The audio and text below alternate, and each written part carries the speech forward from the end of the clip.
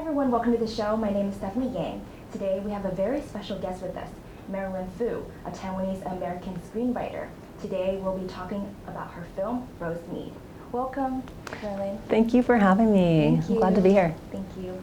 Can you tell us a little bit about Rosemead and what was your inspiration behind this adapted film? Rosemead is based on a true story that happened in 2015.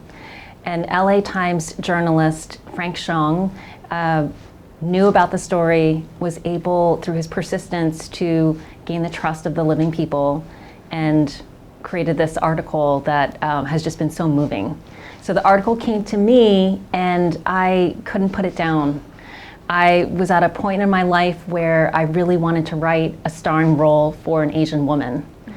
I had made 2 films before that, and they were these ensemble pieces where I'd been able to fit an Asian character or a family into the story. And so I was just hungry to find this kind of role. And when I read about Irene's story, this is not a woman who wanted to be in the spotlight, but the experience that she endured and the love she felt for her son, I felt could have so much impact for our community. And I felt like it was a story I wanted to tell.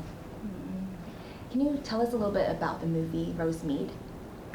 So Rosemead is about a Chinese immigrant mother, played by Lucy Liu, and she lives in the town of Rosemead. That's what the film is named after. Now, she is struggling with her own health issues and discovers that her son, who is troubled, has become obsessed with school shootings. And so the whole movie is about what she is willing to do to protect her son and the limits of her love. And it turns out that there are no limits to her love. What was it that touched you the most when you were reading the article, and what was the reason that you wanted to bring it to life? So I was pregnant with twin boys at the time, a brand new mother. And so reading this incredible story about a mother and how much she loved her son, I mean, really to a limitless place. And I felt like that would be such a challenge, being a new mother. I also mentioned that I really had wanted to write a starring role for an Asian woman. And so when Lucy Liu was interested in playing Irene and really embraced that role, it was like the stars aligned, because Lucy is in our minds sort of this icon, and yet in her 30+ year career, she hasn't had a starring role until Rosemead. What was the writing process like for this film, and how does it compare to other films that you've done in the past? So with Rosemead, it's based on a true story, and it's a difficult story. It's very challenging, and the people involved, Irene and Joe, along with their families, really suffered through this tragedy. And so for me, my responsibility is also to them. I don't want to hurt any of the living people. I want to be able to tell the story in a way that elevates and brings it to an audience that can have impact.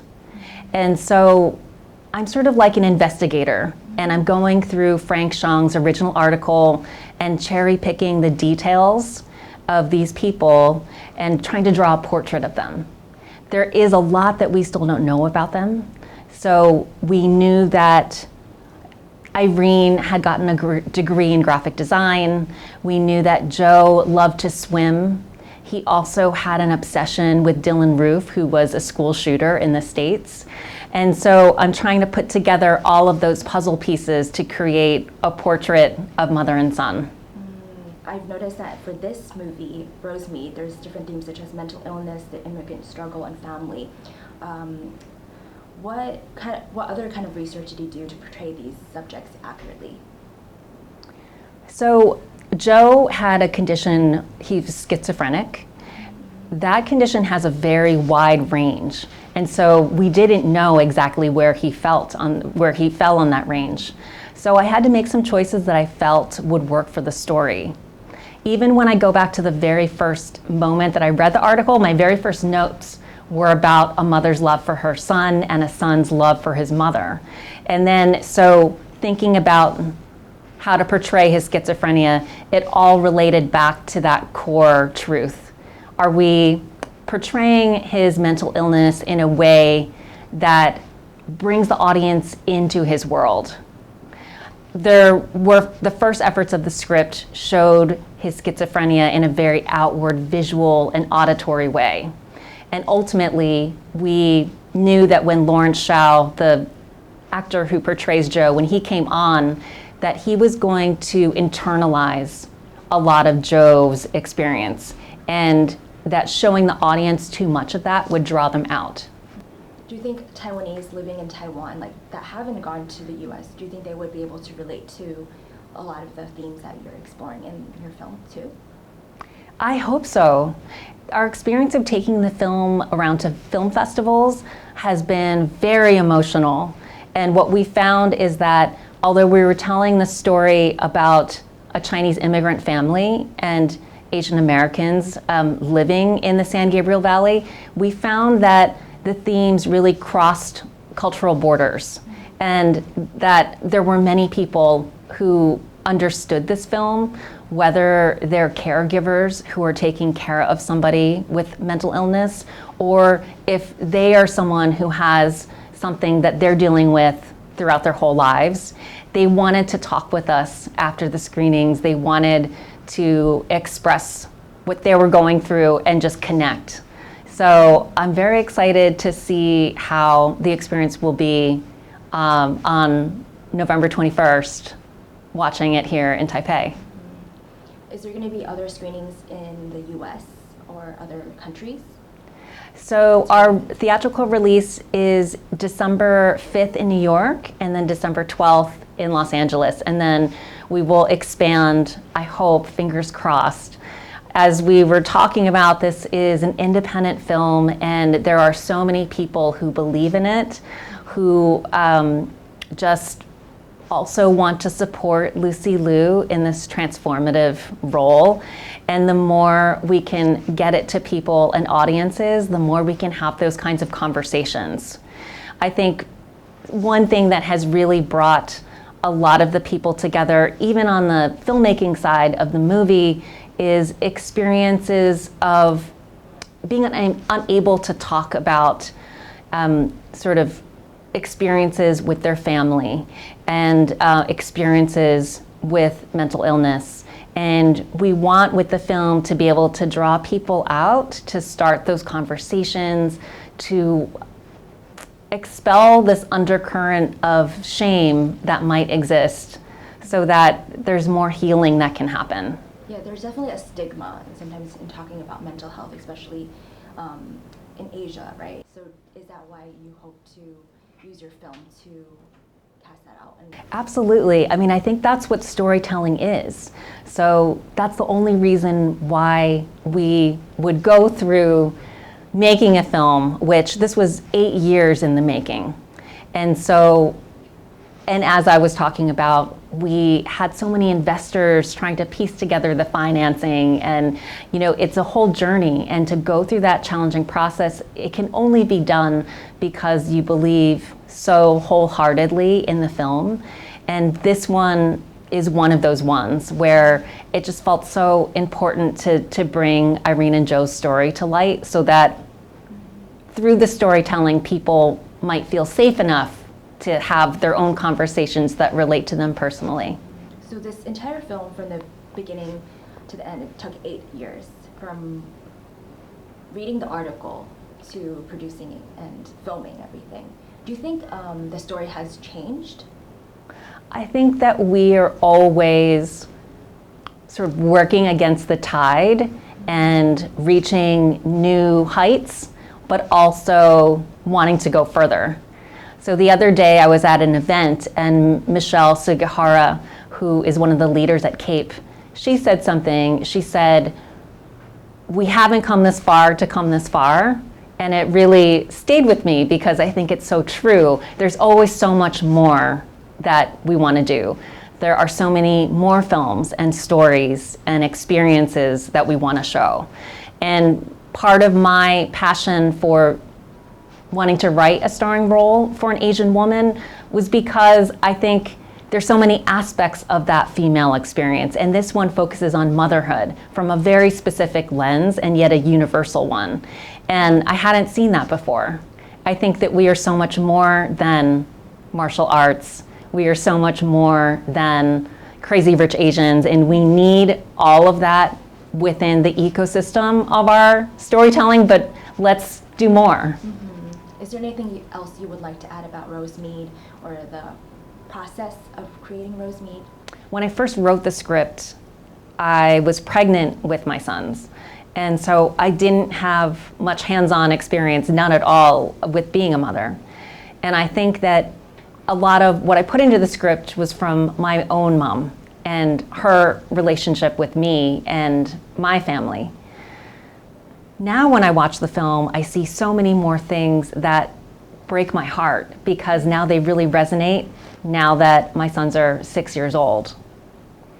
There is one part of the Chinese translation between Irene and Joe, between mother and son, and it's a moment when Irene says, "我疼你."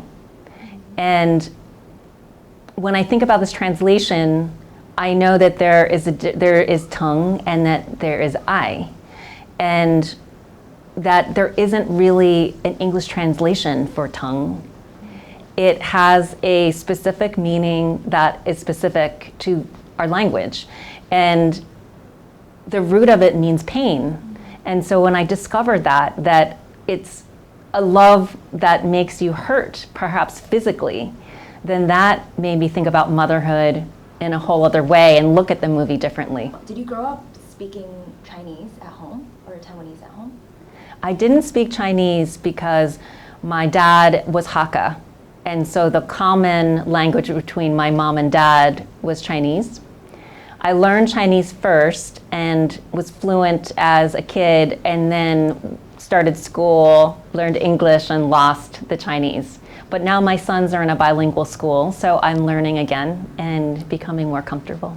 I know in this film there's some parts where Lucy speaks Mandarin. What kind of lines did you incorporate in there for her, and what was the biggest message you hoped to portray using these lines? When I was writing those lines, I really thought about my mom and the way that she mixes English with Chinese. There are certain phrases that we just talked about that can only be specifically expressed in Chinese, and also there are elements of English that are more difficult to pronounce for someone where English is a second language. And so that's what I had in my ear as I was writing. And then I've heard Lucy speak about her working on the dialect and also thinking about the way her mom speaks. Were you able to get some stories about Lucy in terms of her thoughts about the movie and her relationship with her family? Did she reveal anything? What's so interesting about Lucy Liu is that when I was younger in film school, people would say to me, "You look just like Lucy Liu." And now that we're taking this film out, I am side by side with her pretty often, and I can tell you we don't look anything alike. And I think that that speaks to the fact that someone was trying to give me a compliment and say, "You're smart and you could be successful in this business." And Lucy was the only person who was so visible in Hollywood that they could point to. And I think that speaks to how much she has accomplished, but also that we need more representation and we need more people that can pave this way for us. And so I'm trying to do that with everything that I write, and I know that our community, it really feels like you do something for yourself, but also for all of us, if that makes sense. It's very inspiring. Can you tell us a little bit about we'll move into kind of your writing career. Can you tell us a little bit about what inspired you to be a screenwriter in the very beginning? I know you also went to school in Columbia, is that correct? I did, yes. I always loved writing. I love writing short stories. I think the first story I remember writing was from the point of view of Santa Claus's running shoes. on Christmas Eve. And so I was always thinking about different perspectives and how to make something, I guess, feel new. I think my perspective as a Taiwanese-American writer is new, and it's been a real challenge and a lifelong journey to find the way to get those stories on screen. When I first began thinking about what kind of writing to pursue, I felt like film had the biggest audience, and that seemed like the place to begin. And now that I am in my career and there are more stories I want to tell, I can see that there are different outlets in fiction, in theater, which I love. There are the best places to tell certain stories, and it's great to be open and flexible and look to those other areas too. In the future, are you planning to venture into different fields like that? I'm always doing it. So even this year, which has been so tough with the fires in Los Angeles and the family moving to New York, and also with great joy for Rosemead coming out in the world and releasing, I haven't had a lot of creative time, so I wrote a short story, and we're about to take that short story out and share that as well and get it set up as a project. So I think as a writer, you have to continuously be persistent. You have to write when the industry isn't telling you to write, isn't saying, hey, we're going to pay you, we're going to make this a job.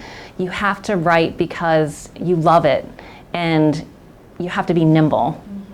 Are there any stories or any other themes that you would like to really discover or portray in the next few years? I do really love true stories, and I love adapting. So I'm always looking out for what that next thing can be that sort of can also illuminate where we are as a society. I created a TV show about the murder of Vincent Chin, and that was a project that was very close to my heart, and we got very close to setting that up. The Murder of Vincent Chin, it's about a Chinese-American man in Detroit in 1982 and his racially charged murder during a time when the economy was down and there was a lot of suspicion towards anyone with an Asian face. And Vincent got caught up in this moment, and his tragic death led to one of the first grassroots movements of a Pan-Asian movement that rose up to try to get justice for him. And so I'm very passionate about this story. It was also, I think, one of my heartbreaks of my career that we had this project set up with these incredible Hollywood attachments, and we couldn't move it forward at the time, but I know that there'll be a time for this very important story. What do you think? So what would you say is your proudest achievement thus far as a screenwriter? I think Rosemead is my proudest achievement. As a screenwriter, you have the very beginning of the process. You're sitting in a room alone, and you are the queen of that world. You're creating a world.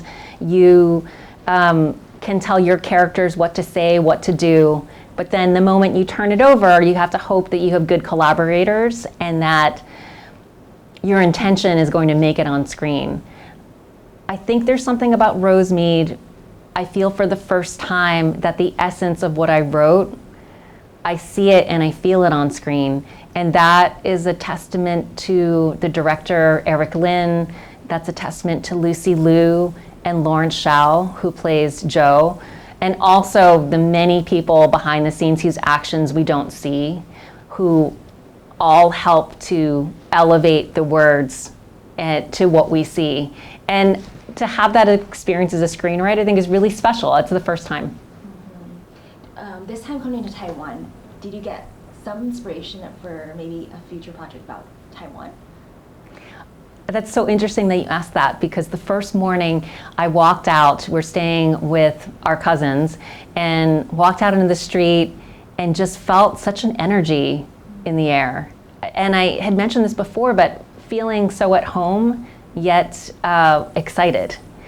The past times that I've come to Taiwan, I was younger. I hadn't made any films yet. I was just at a different point in my life, and I remember feeling more of being a stranger in more of a strange place to me, and somehow now I feel very at home. So I went to 7-Eleven and I got some ludan for breakfast and a coffee, and I just walked around and I felt it would be so great to come back here to write something in Taiwan, to shoot in Taiwan, to bring my family back here and just develop a deeper connection. What's your favorite thing about Taiwan so far? Favorite memory or favorite food, people? I feel such family roots here, and the more I understand about myself as a person and a filmmaker, it all comes back to family. And so I've even begun interviewing my mom because I want to understand what it was like for her growing up here, her whole experience of moving to the States, to understand who she is. And it feels like through understanding more of that, I will understand myself, that my kids will understand more about who they are. And it seems to all start in Taiwan. So in the future, there might be some works inspired by Taiwan. I hope so. My mind is already spinning. We look forward to it. Can you give us some advice for people that are hoping to get into screenwriting as well, especially other Taiwanese-American screenwriters? I think that you have to find a way to express your identity in your stories. And then you also have to find a way to carve out your role within the Asian American community. Doing both of these things will help you go further, because you'll develop your specific voice as a storyteller, but you'll also be understanding how you can fit into the larger path of what we all have as screenwriters working in an industry. Because it is an industry, and you will have to figure out how to make your ideas part of commerce. And that isn't something that when you grow up thinking that you'll be a writer that you're really aware of. At least I wasn't. So the stronger that your vision can be, and the more that you can stick to it, I think that you'll be able to forge your way. Have you always wanted to be a writer? Yes. As a child, as a young child? Yes, well, I think that in elementary school there was a moment where I said I wanted to be a lawyer, because I see it in our elementary school yearbook, but that's the only time. I hope that Rosemead is a film that you'll get the chance to see and experience. It is a film, again, that I think has so much potential to bring us closer together, to start conversations, to make us feel closer. So I invite you to come see this with us. I invite you to connect. Thank you, Marilyn. Thank you for the lovely interview. Thank you. Thank you.